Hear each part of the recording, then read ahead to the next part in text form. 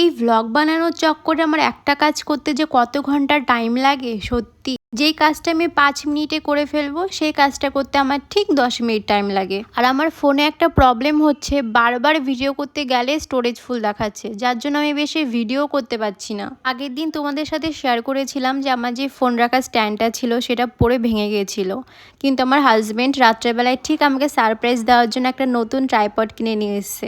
আমি তো ভেবেছিলাম আমার ভিডিও করা মনে হয় এখানেই শেষ, তার কারণ আমাদের বাড়িতে এমন কেউই থাকে না যে আমি কোনো কাজবাজ করলে আমাকে ভিডিও করে দেবে বা আমি কাউকে বলবো যে ভিডিও তুলে দেওয়ার জন্য। যাই হোক, কথাতে তো আছেই, যা হয় ভালোর জন্যই হয়। আমার পেশেন্স লেভেল এতটাই কম যে আমি আমার হাজব্যান্ডকে প্রত্যেকটা দিন বলি আমি কি আদেও পারবো ভিডিও বানাতে, আমার তো সাবস্ক্রাইবারই হচ্ছে না, লাইক আসছে না, কি করে করব। আর ও রোজ দিনের মতো আমাকে একটাই কথা বলে, দেখো তো যারা বড় বড় ক্রিয়েটার তাদেরকে একদিনেই কিছু হয়েছে, তারাও অনেক স্ট্রাগল করেছে, স্ট্রাগল করেই উঠেছে। তোমার ভ্লগ ছাড়া দরকার, তুমি ভ্লগ ছাড়বে, দেখবে একদিন ঠিক সাকসেস পাবে। সত্যি মোটিভেশনের জন্য এই কথাগুলোই যথেষ্ট।